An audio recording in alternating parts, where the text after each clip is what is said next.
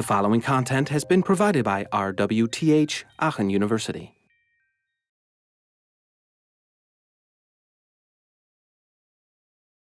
So, hello to the last lecture. So, next week we will start out with the seminar. So, this is the last time we will present some things about iOS. Next time you can present stuff about iOS. So, let's see.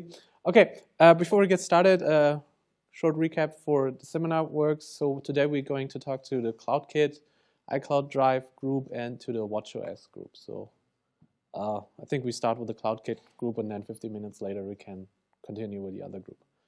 So that's why the lecture is quite short today. So we cover a couple of parts which are important for web or working with the web, but also in general for threading issues that you will run into very, very fast working with iOS.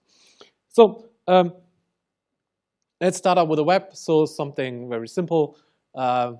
Usually working with web works with URLs, and URL is consists of like the protocol that you use, the subdomain, the domain, the paths, and the queries. So that's the typical approaches that you have. And you typical request types are get and post, and you get the header and the body of the website. So that's not very new, and you probably know that from other lectures or working with the web in general. However, in iOS, you have this class called URL, and this is a very large class which can cover all of these information about the URL. So it has all of these different components. You can basically add an URL in this class, and then you can request for specific queries. You can ask for the different parts of the code, which domain you're using. So this URL class has a lot of functionality that covers or wraps around a URL in general. And we'll use that all on. However, as you see here in URL, when you create a URL, it's always an optional, because it could be that the string that you provide is not an URL. So it checks automatically by creation if the string that you provide for this URL is actually URL. URL doesn't only have to be like a website, but it can also be path inside your system. So it could be linking to a specific path on your hard drive, and if you program on Mac, you can actually use that to go through your file system in a similar way. So this is also a URL, and there you can also ask for specific domains or file extensions. So URL doesn't only cover web, but it also covers basically any address that you can use, and there are multiple formats that are usable. So let's say you want to fetch information from a specific website. Let's say we want to fetch the Apple website, and you do that by using URL session, which is also a class, and you do that in a certain way by saying, okay, I want to have this, I create this task, URL session, which is a singleton class, so that's why you use this shared thing, and you create a data task. And this data task takes an URL, and then it uses a closure, and here you can do stuff inside that particular closure. And this is just a definition. So this basically describes what this task should do. Until this point here, nothing really happens. So you just defined a certain thing that you want to do. And as soon as you create this task is in a suspended mode, so it doesn't do anything for now. And as soon as you then use the task resume function, so you actually start off the task. And at this point, this task is executed and the closure inside is executed. In this case, we're just fetching the information from that particular URL.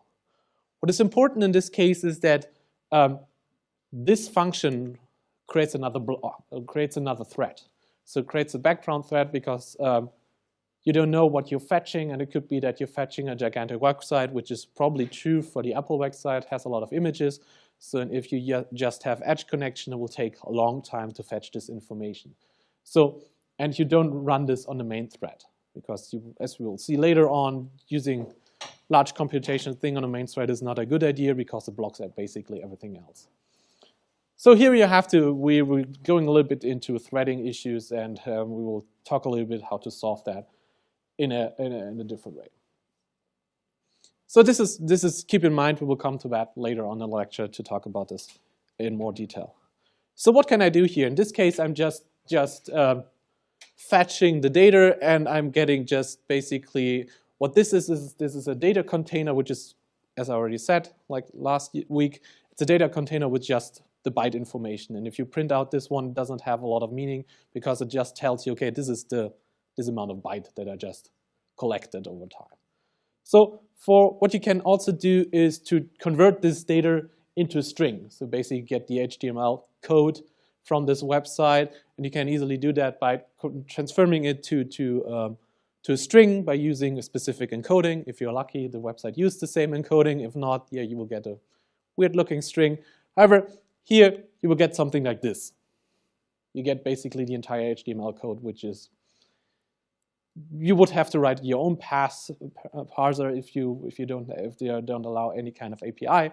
So this is somehow tedious. However, you could just use a JSON parser that exists, and you can try to pass HTML like you would do in a normal language. So what we'll talk about today is I want to show you how to work a little bit with APIs, web APIs, and for this one we chose the example from this NASA Astronomy picture of the day. It's basically a very, very simple API which just posts one image from space every day. It's a service from NASA, not very fancy, but it shows you what you usually do, and like other websites have gigantic APIs which you can use in a way. For this one, if you want to try it out, it usually costs money if you want to use that, because I don't know. But there's a demo code which you can just run a couple of times a day. So to demo this thing, you can use the demo key, API key in this case, and then you can basically try it out 5 times a day or something, otherwise it will block. That's why I cannot show you a demo, because I already tried it 5 times a day. It will just not load any image anymore. But in this case, the URL is this particular one, and then I can say, okay, I want to use this, and the same thing, I'm going to convert it to string information. And however, this is the same issue that we have with passing the entire website. Now we get a little bit less information, so we don't get the HTML code here, but we just get the description in this way. As you can see, this is like, looks a little bit like JSON format. And you can use that in a specific way. However, as you have seen, maybe I want to access specific keys. Let's say I want to have just the data key or other keys in this thing, and I want to query for a specific date. Usually you can do that in the API, and you would specify that up here in the URL. Maybe this is a little bit tedious, because if you want to update that, you always have to modify this gigantic string. And what you can do is basically define your queries in a dictionary format. By saying, okay, I want to have the API key should be my demo key to do that 5 times a day, and the date should be a specific date. This is something from last year, so I want to have an image from last year's. So, and with this query type, you can actually then say, okay, I only have this fixed URL up there, and I want to extend that URL using these query informations. And for this one, we wrote a little extension. This is talked a little bit about sections, so giving URL a little bit more functionality by creating just a map that maps out these dictionaries into one string that will be attached to the URL. And this is quite simple. It takes the string dictionary, and it uses these URL components, and it resolves the last part, because the URL class does know these query components, and you have these query items at the end, and they basically, you can attach query items at the end of a URL session, so you don't have to work actually with a string, but you can work the class and say, give me all your query items or add query items. In this case, we're using just the flat map. Flat map is basically creating a map of the dictionary, and it only takes keys and values where both available exists, and they write that in a certain sequential way. So very simple approach. So with this one, you can actually have a very simple way without having to deal with these gigantic strings. We can use the classes in a way, or dictionaries that allow us to change or modify the queries in a simple way. You can also query the URL class in the same way, but this is a little easier to handle for this particular example. So this is our simple application that we want to have. Basically, it shows the image of the day, and it shows a little bit description of the day, of this thing that you see it is in there. So the first thing, we created the URL, and we requested with the API keys, and then we want to create a Swift model that handles all the information there, so we can actually have, like, we don't have to work with JSON in Swift, but we actually have like a class or a struct that works with that. we have to decode the information from that API into our Swift model, so we can actually then use the loaded model on the local device. And then the last part, we have to update the UI to display the image and to show the text in this case. So the first two things we already did. It's quite simple. And step number 3 is also not very fancy. And basically what we did, we created a little struct here that has the title, the description, URL. The URL is basically another link to the image itself. So it's basically, the image is not directly embedded there, but it's just another link. So we have to download again the image later on when we loaded this information. And then we have a copyright statement, which is part of this API in this case. So that's basically it. We defined the description key a little bit different because we use explanation, because that's the type in the API in a JSON format. And then we wrote an initializer and a parser as we talked about this last week. So we created the Swift model in a class or struct in this case. So now we want to decode the information. And as we talked about this last week, decoding is quite simple because it's a JSON format. We can use the JSON decoder here and you say, okay, decode the information from this information into one of the struct types that we just created and from the data. And since we updated or we defined our variables with the same keys as defined in a JSON format, like the title, the descriptor, the explanation in this case, the copyright statement, we don't have to do anything else. And then we can actually print the information here by basically saying, okay, yeah, print photo, and we would get that the object or the struct in this case would be created. So now, since we have the struct is created, now we can actually, let's say, work with it and try to return it, because it's a function that should return this. But yeah, so we'll see, okay, the struct should return this photo information here, and it should actually work. However, not really. Because the issue is that we return it in this particular block where we shared the task information. So this is like a closure that doesn't return anything. It's just a void closure which cannot return anything because it creates another thread. It cannot work like this. So as you can see, this closure, and it will say, okay, this part of the code doesn't return anything, so we cannot actually get the information or the struct that we created in this particular closure. We cannot get it out right now, or not in the similar way which we used for functions. The way to do that is a little bit more complicated, and it's actually using completion handlers for these particular tasks. And this is a very simple completion handler saying, okay, this is just a way, so you have a long function and you use a completion handler. What you give the handler is another closure. And this is and it has a specific keyword. This is called the escaping function. Did we talk about this in closures? Not yet. Escaping? Did you mention that?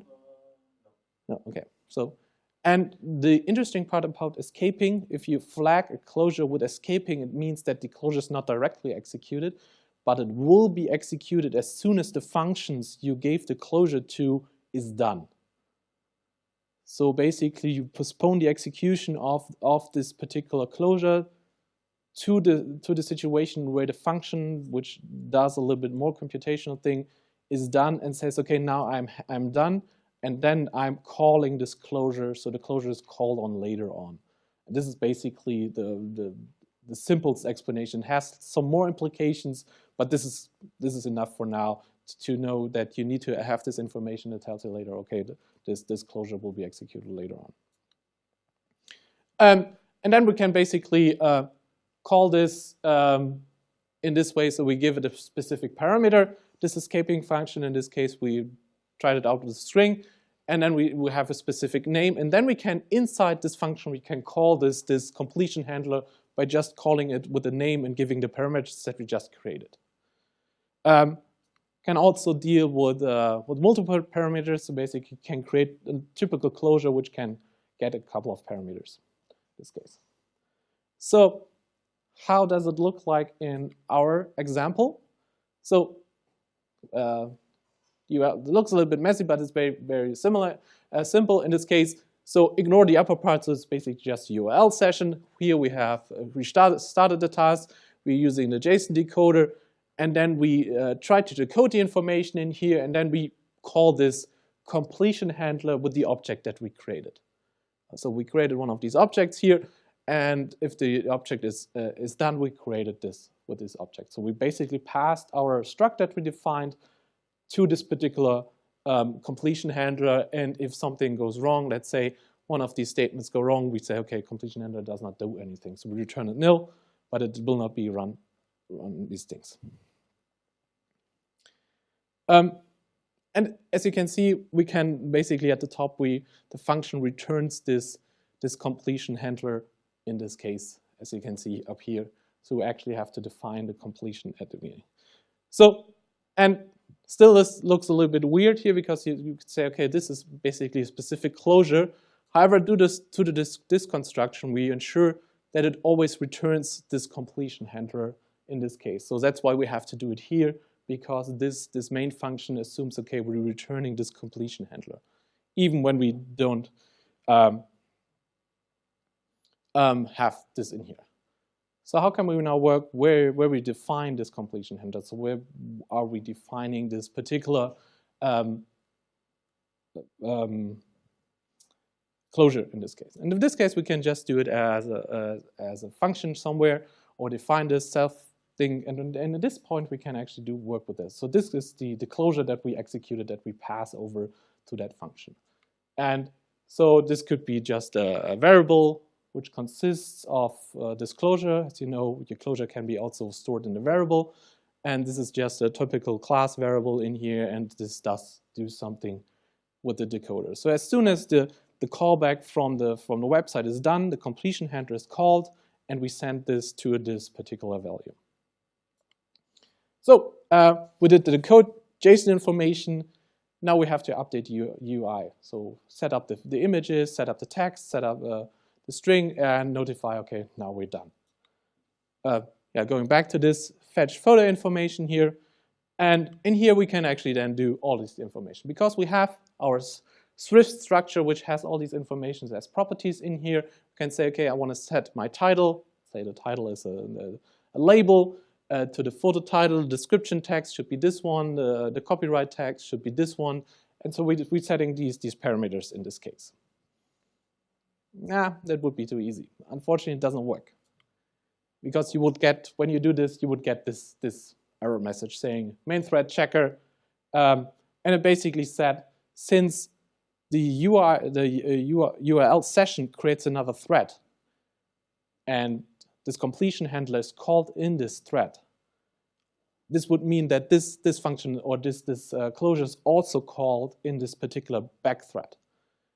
And iOS does not allow that to change GUI information in a background thread. And since we are currently running a background thread, the compiler would say, okay, yeah, I cannot do that, because I have, it always assumes that if the UI is updated, always have to be run on the main thread. So you cannot change anything in the GUI, anything on labels and everything on a background thread, because otherwise you would run into threading issues and you would never know how the interface looked like, because how should you know that? So this would run an error. So how can we solve this issue? So we have to go a little bit back into threading. So how can we actually share? As I said, this function up here again is creating this new thread, and we are still on thread. For this one, I have to talk a little bit about threading on iOS. And typically, iOS is a totally supported system that you know from desktop, so it has multi-threads and uses usually a lot of threads. And but you always have, as I said, one main thread which is in charge of the UI elements and doesn't allow anything else. But usually you should think about threading in general, especially when you download information. Let's say, as I already said, if you download an image and you have just Edge connection, it will block your interface until the image is downloaded, and I will show you this in a little demo later on. So if you develop something, you always have to think about, does that take very long? If yes, run it on a background thread, otherwise your interface will be blocked. So And the typical approaches that you see in other systems is that you have synchronous and asynchronous threads. So synchronous, you basically run up multiple things in the same time. You can do it on multiple threads, but you still have this typical sequence. However, the one that you usually do for these large calculation things or downloading is using asynchronous threads which run in background, but where allows you to stay, the main thread should be still free of usage, and so you can actually use that. So how can we do that? There are a lot of ways in iOS or also in macOS that allow you to do threading. And the most simple one is basically Grand Central Dispatch. There are others, but they are quite more complicated, but I will just talk about Grand Central Dispatch, sorry. And here you can basically just swap between different threads in a simple way by calling specific functions and going back. And you basically assign specific background threads or dispatch queues that should run on a different thread. And dispatch always takes away all of the things that you have to do. So you don't have to create this thread, you don't have to think about how to close that thread again, because as soon as the function is executed, Grand Central Dispatch makes sure that the thread is closed and then it is specifically set to certain values and all of these things. So, and then Grand Central Dispatch, you have the main queue, which is the main thread that you have, where you can say, okay, I want to do everything with U elements, and this is the one that always runs. It's also in charge of the other ones, and you have these background queues, which are used for low priority or for high computation thing, but they take some time, because usually everything that happens on the main thread is always preferred. For example, updating the GUI is always preferred, so you have to think about, if I put something in the main thread, it is not that high in the ranking of computational power. So we always have to assume, okay, if I need to do something very fast, I have to set it to a different level of priority. If I just use the background thread, it will finish up at some point, but you use a high priority thread, it will probably finish not a lot. Used for long run period, download stuff information. So how can we do that? It's actually very, very simple. It's basically just this call, or these two calls. What this says is basically saying, dispatch queue to global, and it should be a background thread, and it should be asynchronous in this case. And then I do my functions here, and everything that is in here is executed in a background thread. And as soon as I'm done with all these executions in there, I'm going back to the main thread by using asynchronous patch into the main thread. And here, in this thing, I can update my GUI elements again. And the good thing is you always have the same scope. So this has the same code as this, and also this information has access to the scope outside of these things. So as soon as you start a background thread, it captures the scope of its environment, of its function where it's called, and of its class itself, so you can access that. And it also has the same scope across threads. So here you can actually create variables and do something with variables, and you can still use them back on in the main thread. So I will do a little demo to show you how important threading is. Very simple interface. I have just 2 buttons and some label information which will be updated, and it'll count how often I click that button. Let's run this. So basically it does something like pressing, and it counts these values. Very simple, so not very fancy. Thank you. To update it. So how does that look in code? We have our UI labels here, basically 4, and we have a counter. So every time I press a button, this counter grows by 1. And I have basically, this is called when I press button number 1. And this is called when I press button number 2. So nothing happens here so far. So let's introduce some kind of lag or something that takes demand of the main thread by creating a function that basically waits for some time to simulate, okay, there's something going on in the system. So, so let's create a function that waits for a certain amount of time, and we will do that by basically creating a while loop that runs for a certain amount of time.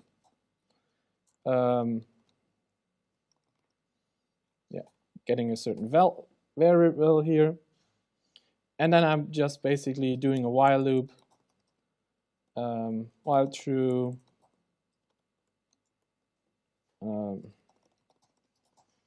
check the current time,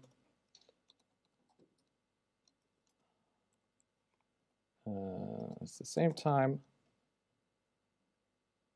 No, it should be. And I check if current time minus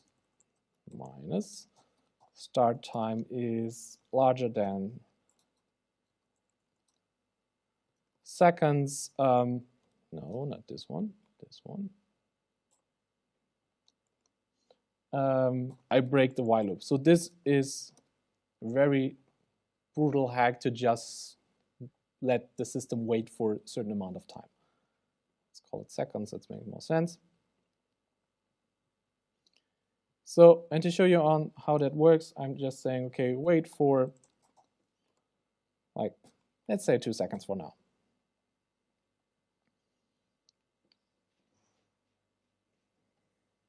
So what will happen now, this button does not do, so it just runs on this. But however, if I, as soon as, well, let's do 4 seconds to show you actually the effect a little bit more stronger.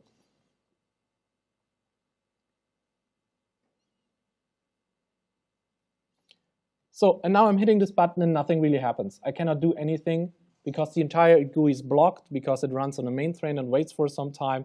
And I can try to hit a couple of buttons, but so I'm pressing a lot here and nothing really happens.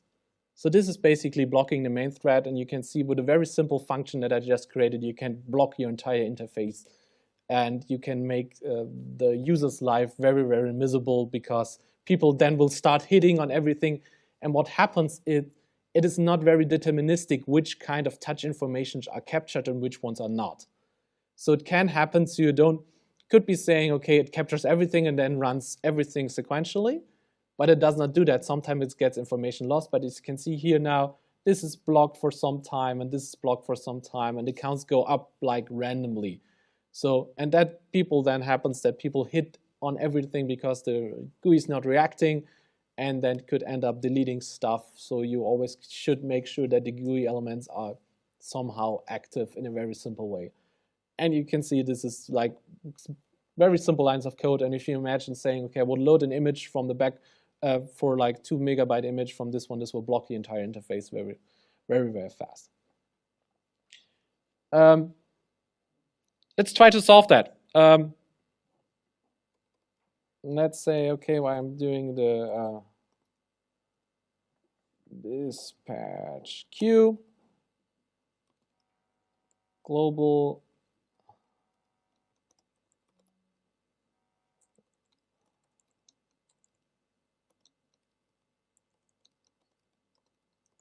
background, and this should be asynchronous, and then I'm putting the code in here.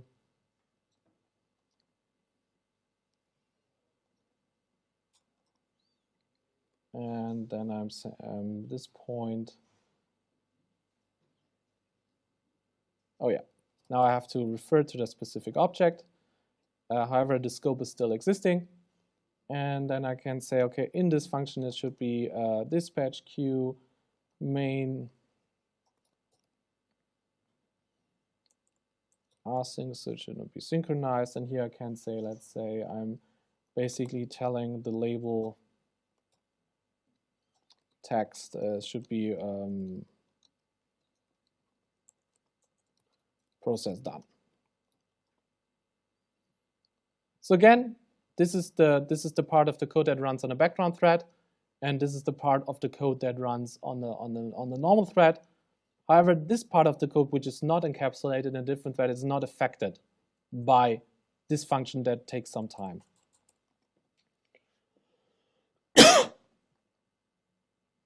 So let's run this again. And as you can see here now, I basically can interact with this in a very simple way, and it's still reacting. And at some point, it will say process done. So this is basically detaching the information from the background thread in a way, or into a background thread, and makes it very simple to do that way. So this is the simplest way to do threading in a very, very simple way. However, there are multiple other options, and you can actually see that. Maybe let's see if we can actually see the threads. Where are they? So here you can actually see the threading. So every time I create these threads, you can actually have a look at this in the instrumental and see what's actually going on and what the thread is currently doing. So, and here will be, these things will be spawned in here. There are different threads usually because an iOS application always creates multiple of them because they are running other functions, but you can actually, when you start off these, you can actually inspect these things in the same way. However, debugging in different threads gets a little bit messy because you could be jumping around different threads, which makes it not very easy to understand. There are other ways to do threading. There's, for example, queues. You can actually have these queue functionalities which allow you to do it. You can store multiple functionalities in the queues, but they work very similar like NSDispatch, but they're more complex ones where you can actually use C API to jump around different threads, so you can mess up your threading very, very dramatically. However, if you start with threading, just use the central dispatch because it's the most easiest one and it's most stable one, let's say it like this. Okay, how can we solve this in our case? Okay, now we basically, since we are already on the background thread, we don't have to start the background thread. We can just say, okay, I want to have all my code back into my main thread, and I'm just using the dispatch queue into main thread, and this is then executed on the main thread. And with this one, we basically solve the threading issue for this case, and we can solve this in a simple way. So for now, we actually, you can see we just set the labels in this case. We set the description label, the text, and we set the copyright text, but we didn't download the image yet. So this has to be done as well, because we first queried the website for the URLs and for all the information, but now we have to run another session that gives us the information of the photo, so actually downloads the photo information. And this is then basically done in a very simple way, or in the same way, by doing another URL session inside the URL session, so you can actually stack them if you want to, and you have to figure out your way out. So basically at this point I'm saying, okay, this is the update function that gives me the photo that I just created or that I just got from another handle, still being on the background thread. And this starts a new shared session in this case saying, okay, the photo info URL, which is a URL directly to the image. And in this case, I have, again, a completion handler and defining this thing. And instead of loading like a string or a JSON, I'm just downloading this information as UI image. And UI image can basically load information directly from an URL as soon when it's an image. I'm not sure what happens if you download like just a string. Because it doesn't return any error information. It probably creates an image, would look weird, because try to make sense of it, and then I'm going back to the main thread, and here I can update these information again in a simple way. So with this, we are done in a way, saying, okay, we have this very simple web application or very simple web crawler that uses these APIs. However, if you run this in the same state, you will get another error message and basically saying, okay, there's this ATS security block which basically says, okay, you should not use HTTP in iOS applications. You should always use HTTPS. And this is something for security reasons, because Apple says, okay, we don't trust HTTP anymore. You should always use HTTPS. And it will, yeah, basically in this case, currently it will throw an error and does not allow you to do that. However, there's still something going on. You can actually solve that by changing a specific parameter in the plist of your application by saying, okay, allow arbitrary loads in this case, and you can set it to yes. However, this is officially deprecated since like 2 years. It still works, but we never know when it does not work anymore. It could be that you have, if iOS gets another update, it could be saying, you're gone. So always try to use HTTPS, because at some point that could say your application is just not working anymore in a way that uses this information. So better solution here, use HTTPS. But this can be easily done by creating another extension, by saying instead, okay, this is URL extension with HTTPS, and basically it takes the URL component and takes the schema components at the beginning of the URL, and it basically replaces by using HTTPS, assuming HTTPS has the same URL and is installed on this service. So this should be something that you should have checked. And then you can actually update URL components in this way.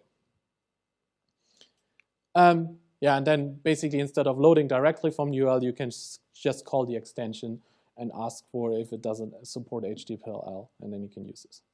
Okay, now we're done. Not yet entirely. One tiny part is missing, and this is probably not very visible in this case, but you usually see you want to notify when you download something. How is iOS doing that? Do you know that? When you load a website, how does the system tell you that actually something is going on? Let's assume we load this website, this site, and it takes some time and it's blank. How would you indicate, or how does iOS indicate that there's still something going on? Any idea? Exactly what it is? Exactly. There's a loading indicator at the top of the screen, so it should be there. And this is the indication that you should use if something goes on. And you would say, okay, it's a very sophisticated loading indicator that understands when you download something and it then activates it automatically. No, it's basically a state machine. So what you call is basically you use the URL application and it's a shared, and so it's a singleton, and you can basically set that Boolean to true or not. So you have to do it on your own. So basically you can, if you forgot to disable that, you will always have the continuous loading screen. But it is basically very, very simple. At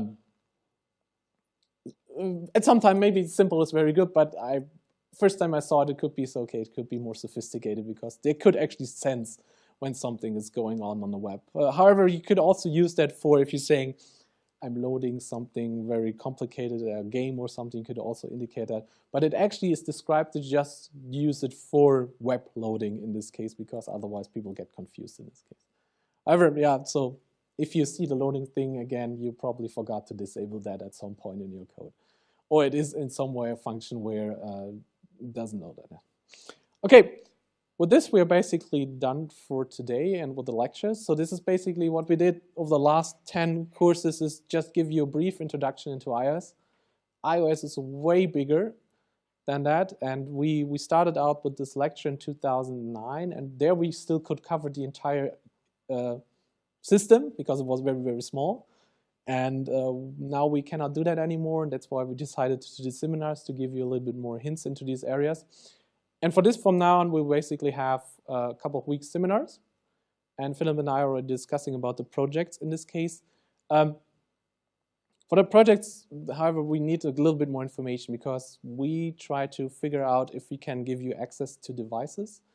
However, it would be very helpful if you can tell us which devices you also have, because we cannot give you everybody, like for example, an Apple Watch or something.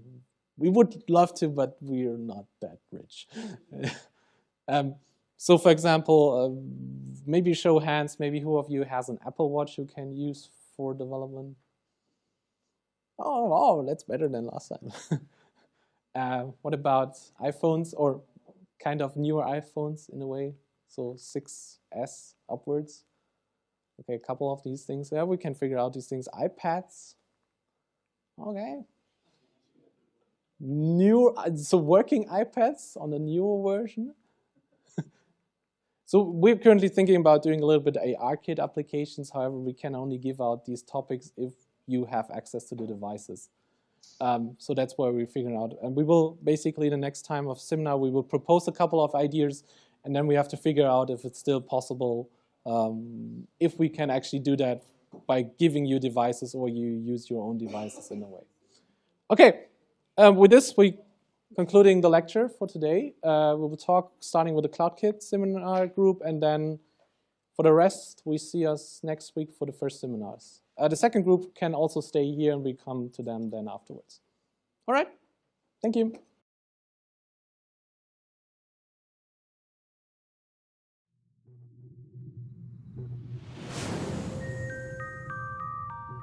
This content was provided by RWTH, Aachen University.